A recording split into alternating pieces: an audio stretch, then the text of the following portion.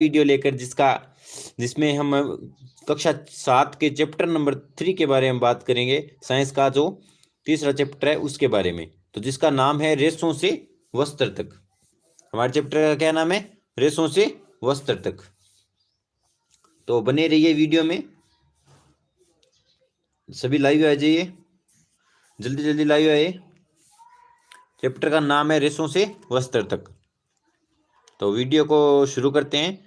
और आप अगर चैनल पर नए हो तो चैनल को सब्सक्राइब जरूर कर दें, वीडियो को लाइक करें और चैनल पर कमेंट भी करें। ठीक है, वीडियो पे। तो स्टार्ट करते हैं। इसमें पहला हमारा टॉपिक है वो जानतव रेशे, कि जानतव रेशे वो आखिरकार होते क्या है। नाम से आपको स्पष्ट हो रहा होगा कि जानतव यानी जंतु से। तो देखिए, जंतु से प्राप्त किए जाने वाले रेशों को जानतव रेशे कहते हैं। यानी जितने भी रेशे हैं जो जंतुओं से हमें प्राप्त होते हैं, जंतुओं से हमें मिलते हैं, उन सभी रेशों को जानतव रेशे नाम दिया गया है। उदाहरण के रूप में देखें तो ऊन और जो रेशम है ये जंतुओं से प्राप्त रेशे हैं। ठीक है दोस्तों, आगे बात करते हैं ऊन की। ऊन क्या होती है? ऊन भेड़, बकरी, याक, ऊंट और कुछ अन्य जंतुओं से ऊन प्राप्त की जाती है। यानी जो ऊन है वो किन किन जानवरों से प्राप्त की जाती है? भेड़ों से, बकरी से, याक से, ऊंट से और अन्य कुछ जंतु और भी हैं जिनसे हमें ऊन की प्राप्ति होती है। ठीक है, इसमें एक नोट लगाकर लिखा हुआ है कि वायु है वो क्या है? ऊष्मा की कुचालक है। यानी जो वायु है उसके द्वारा ऊष्मा आगे प्रवाहित नहीं होती। यानी कुचालक का मतलब होता है चालन ना होना। ठीक है, सुचालक का मतलब आगे की ओर आकर्षित होना। तो इसमें कुचालक लिखा है, यानी वायु क्या है? ऊष्मा की कुचालक। यानी वायु ऊष्मा है वो वायु से प्रवेश नहीं कर सकती, आगे प्रवाह नहीं कर सकती ऊष्मा। आगे बात करते हैं, मोस्ट इंपोर्टेंट क्वेश्चन है। तो देखिए, वर्णात्मक प्रजनन, इसे ध्यान से देखिएगा। वर्णात्मक प्रजनन, इस विधि में विशेष रूप से ऐसे जनकों को लिया जाता है जिनके मुलायम रूपी बाल हों और उत्पन्न संतानों में भी ऐसे ही बाल हों। उन्नत किस्म की भेड़ें प्राप्त करने के लिए इस विधि का प्रयोग किया जाता है। यानी इसमें इस विधि या वर्णात्मक प्रजनन में क्या होता है कि जनको जो जनक होते हैं, माता पिता होते हैं, उनको इस प्रकार लिया जाता है अर्थात यानी उसमें मुलायम क्या हो? तंतुरूपी बाल हो। जिन जनकों के क्या हो? मुलायम तो क्या हो? तंतुरूपी बाल हो। और जो उत्पन्न जो संतानें हैं उनमें ही इस प्रकार के गुण उत्पन्न हो जाएं, यानी ऐसे ही बाल उत्पन्न हो जाएं, तो उनको क्या बोलते हैं? उस प्रजनन को क्या बोलते हैं? वर्णात्मक प्रजनन बोलते हैं। और इस प्रकार की विधि का प्रयोग है वो उन्नत किस्म की जो भेड़ें होती है उनमें किया जाता है। ठीक है, आगे बात करते हैं ऊन प्रदान करने वाले जंतु। ऊन प्रदान करने वाले जंतु, तो ध्यान से देखिए, याक से प्राप्त ऊन तिब्बत और लद्दाख में प्रचलित है। यानी याक जो जंतु है उससे प्राप्त होने वाली जो ऊन है वो तिब्बत और लद्दाख में क्या है? अत्यधिक मात्रा में प्रचलित है। ठीक है, आगे अंगोरा नस्ल की बकरियों से अंगोरा ऊन प्राप्त की जाती है जो जम्मू एवं कश्मीर के पहाड़ी क्षेत्रों में पाई जाती है। यानी अंगोरा नस्ल की जो बकरियां होती हैं, एक नस्ल है बकरियों की जिसका नाम है अंगोरा नस्ल। ये अंगोरा नस्ल है वो क्या करती है? ऊन प्राप्त की जाती है। यानी इन बकरियों से अंगोरा नाम की ऊन है वो प्राप्त की जाती है, जो जम्मू एवं कश्मीर के पहाड़ी जो क्षेत्र होते हैं वहां पर पाई जाती है। ठीक है, आगे बात करते हैं, कश्मीरी बकरियों से प्राप्त ऊन से बेहतरीन शॉल बनाई जाती है जिन्हें जिन्हें पश्मीना शॉल कहते हैं। आपने पश्मीना नाम सुना होगा शॉलों का। तो ये है वो कश्मीर में जो बकरियां हैं उनसे प्राप्त की जाती है, जिसे पश्मीना शॉल कहते हैं। ऊंट के शरीर के बालों का उपयोग भी ऊन के रूप में किया जाता है। यही नहीं, जो थार का जो रेगिस्तान है वहां पर जो अधिक मात्रा में ऊंट पाए जाते हैं, उन ऊंटों से भी क्या किया जाता है? ऊन प्राप्त की जाती है। ठीक है, ऊंट ऊंट को क्या बोला जाता है? रेगिस्तान का जहाज भी बोला जाता है। ठीक है, आगे बात करते हैं, दक्षिणी अमेरिका में पाए जाने वाले लामा और अल्पेका से भी ऊन प्राप्त की जाती है। यानी जो दक्षिणी अमेरिका है, जो दक्षिण का जो भाग है अमेरिका का, वहां पर लामा और अल्पेका जो जो जंतु हैं उनसे भी ऊन की प्राप्ति की जाती है। ठीक है दोस्तों, आगे बात करते हैं, रेशों को ऊन में संसाधित करना। जो रेशे हमें प्राप्त हो गए उनको ऊन में संसाधित या परिवर्तित करना। स्वेटर बुनने बनाने के लिए उपयोग की जाने वाली ऊन एक लंबी प्रक्रिया द्वारा प्राप्त उत्पाद होती है। यानी स्वेटर बुनना और शॉल बनाना, ये क्या है, उपयोग की जाने वाली एक लंबी प्रक्रिया है, जिससे क्या हमें प्राप्त होता है, उत्पाद प्राप्त। यानी जिस प्रकार हम शॉल और स्वेटर वगैरह बनाते हैं तो इसकी प्रक्रिया क्या है, निम्न चरणों के द्वारा संपन्न होती है। ठीक है, तो उनके बारे में हमें अध्ययन करेंगे। जो जो चरण है वो किस प्रकार है, हमें जो शॉल और जो स्वेटरें होती हैं वो किस प्रकार से प्राप्त होती है। ठीक है, आगे देखते हैं पहला चरण। इसका जो पहला चरण है वो क्या है, पहला चरण ऊन की कटाई। सबसे पहले क्या करनी पड़ती है, ऊन की कटाई। भेड़ के बालों को त्वचा की पतली परत के साथ शरीर से उतार लिया जाता है, यह प्रक्रिया ऊन की कटाई कहलाती है। यानी भी जो भेड़ होते हैं उनके बालों की जो त्वचा की जो पतली त्वचा होती है, जो बाहर की जो पतली त्वचा होती है जिन पर बाल लगे होते हैं, उसके साथ ही शरीर से क्या कर लिया जाता है, उतार लिया जाता है। इस पूरी प्रक्रिया को क्या कहते हैं, इस पूरे चरण को क्या कहते हैं, ऊन की कटाई कहते हैं। ठीक है, आगे बात करते हैं। दूसरा जो हमारा चरण है वो है अभिमार्जन। त्वचा सहित उतारे गए बालों को टंकियों में डालकर अच्छी तरह से धोया जाता है।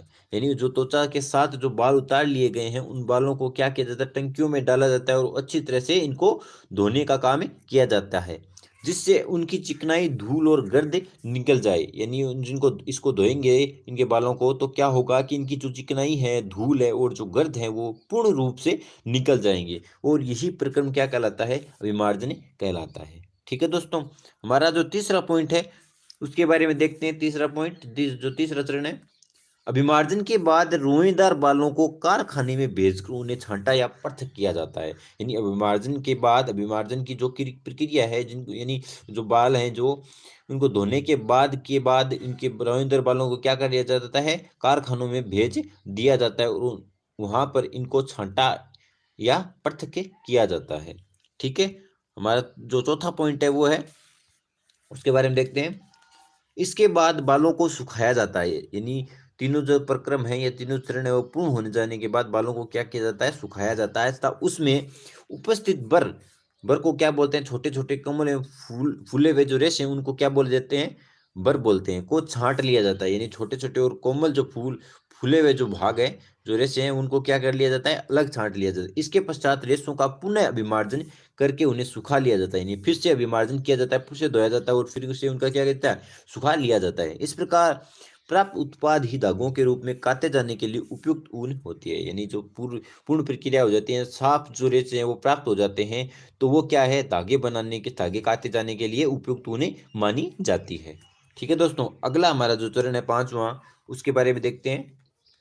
पांचवा चरण, भेड़ एवं बकरी से प्राप्त ऊन सामान्यतः काली, भूरी अथवा सफेद होती है। यानी जो भेड़ों और बकरियों से जो प्राप्त ऊन होती है वो सामान्य रूप से किस रंग की होती है, काली या भूरी या सफेद होती है। इसलिए इसकी विभिन्न रंगों में रंगाई की जाती है। यानी ये जो काली, भूरी और सफेद है, इनकी फिर से क्या की जाती है, रंगाई की जाती है अलग अलग रंगों में।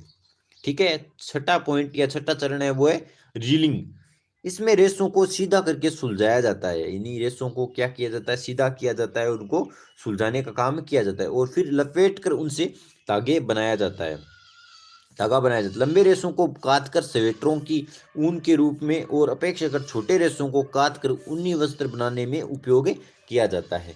यानी छोटे जो रेशे हैं उनको काट कर क्या बनाया जाता है, ऊनी वस्त्र बनाए जाते हैं, बुनने का काम किया जाता है और स्वेटरों का भी बनाया जाता है। इन जो लंबे रेशे होते हैं उनके द्वारा स्वेटरों को बनाया जाता है और छोटे रेशों को ऊनी वस्त्र बनाते हैं। ठीक है, आगे बात करते हैं रेशम कि आखिर रेशम क्या है। ठीक है दोस्तों, रेशम को सिल्क भी बोलते हैं। रेशम के रेशे भी जांतो रेशे होते हैं। यानी जो रेशम है वो, रेशम के जो रेशे होते हैं वो भी क्या है, एक जांतो रेशे हैं, यानी जंतु से प्राप्त रेशे हैं। रेशम के कीट रेशम के फाइबरों को बनाते हैं और जो रेशम कीट होते हैं वो रेशम के फाइबरों या रेशों को बनाते हैं। रेशम प्राप्त करने के लिए रेशम के कीटों को पालना रेशम कीट या सेरीकल्चर कहलाता है। यानी अगर हमें रेशम प्राप्त करना है तो हमें क्या करना पड़ेगा, रेशम के जो कीट हैं उनको पालना पड़ेगा, तभी हमें क्या प्राप्त होगा, रेशम के रेशे प्राप्त होंगे। और इस रेशम के कीटों को पालने की जो विधि है उसे हम क्या कहते हैं, रेशम कीट पालन कहते हैं, जिसे इंग्लिश में बोलते हैं सेरीकल्चर। ठीक है दोस्तों, आगे बात करते हैं रेशम कीट का जीवन चक्र कैसा है। रेशम कीट का जीवन चक्र, मादा रेशम कीट अंडे देती है। यानी जो मादा रेशम कीट होती है वो क्या देती है, अंडे, जिनसे लार्वा निकलते हैं।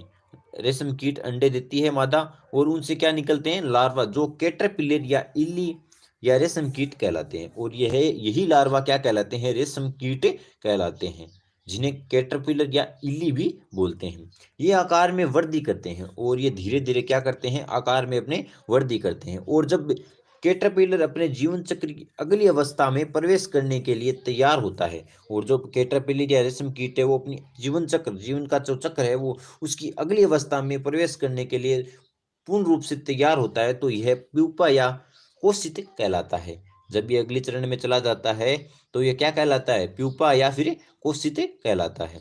कैटरपिलर स्वयं को पूरी तरह रेशम के रेशों से ढक लेता है, और जो कैटरपिलर है स्वयं यानी खुद को पूर्ण रूप से रेशम के जो रेशे हैं उनके द्वारा ही खुद को ढक लेता है और प्यूपा बन जाता है। और इस पूर्ण प्रक्रिया के बाद प्यूपा है वो बन जाता है। यह आवरण कोकून कहलाता है। और जो रेशम के रेशों का पूरा जो आवरण है, जो क्या कर लेता है, कैटरपिलर को स्वयं को पूर्ण रूप से ढक लेता है और प्यूपा अंदर बनने लगता है, तो इस आवरण को क्या कहते हैं, कोकून कहते हैं।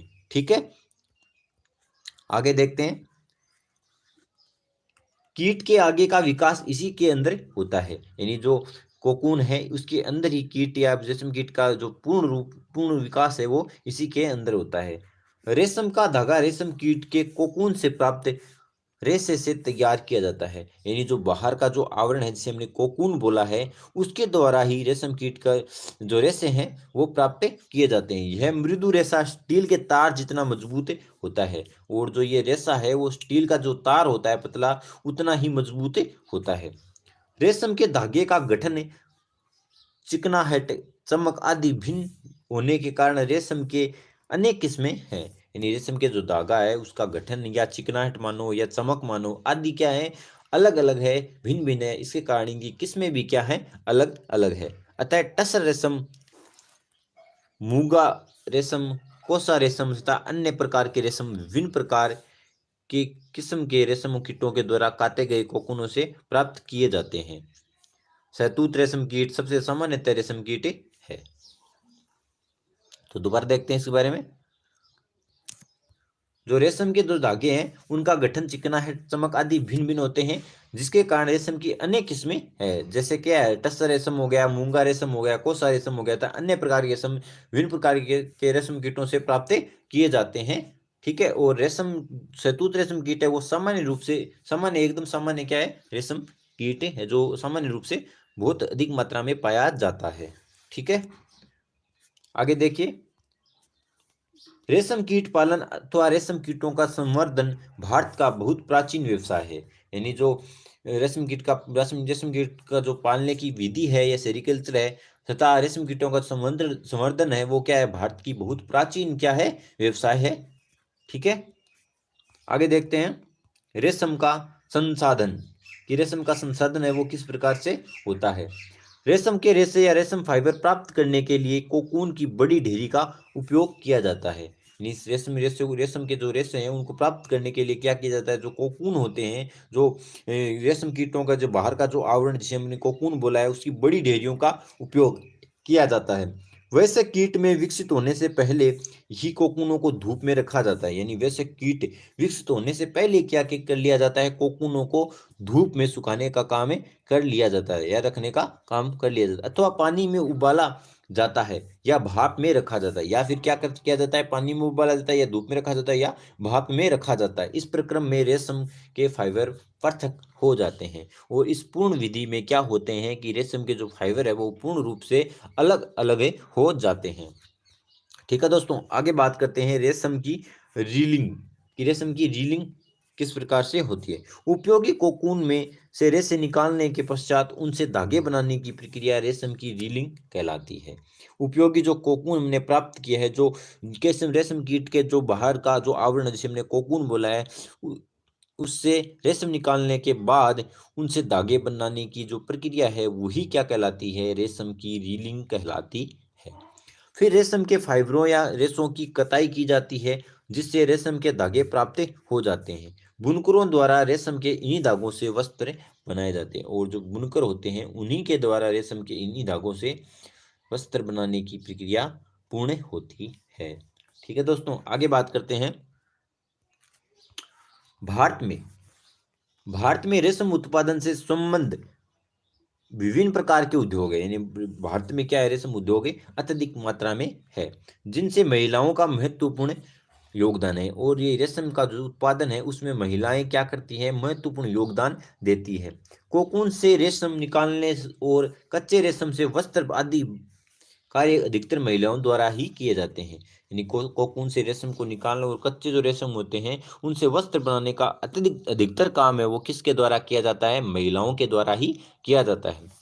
रेशम उत्पादन में चीन विश्व में प्रथम स्थान पर है।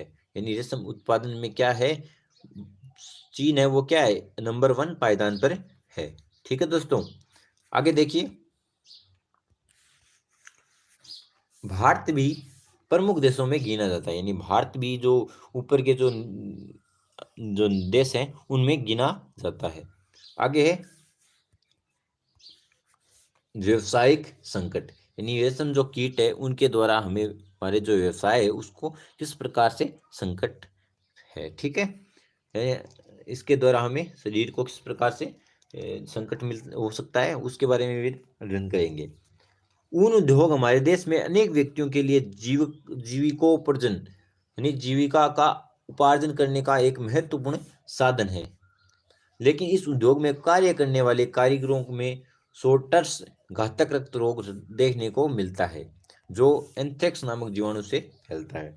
यानी जो ऊन उद्योग में जो जो भी कारीगर हैं वो काम करते हैं उनमें एक सोटर्स नामक एक रोग उत्पन्न होता है, जो एक रक्त रोग है। और ये है जो रक्त रोग है वो एंथ्रेक्स नामक का एक जीवाणु है, उसके द्वारा ही फैलता है। ठीक है दोस्तों, तो अगर आपको वीडियो पसंद आया तो वीडियो को लाइक करें, कमेंट करें और चैनल को शेयर जरूर करें अपने दोस्तों के साथ। ठीक है, और चैनल को सब्सक्राइब करना ना भूलें। धन्यवाद।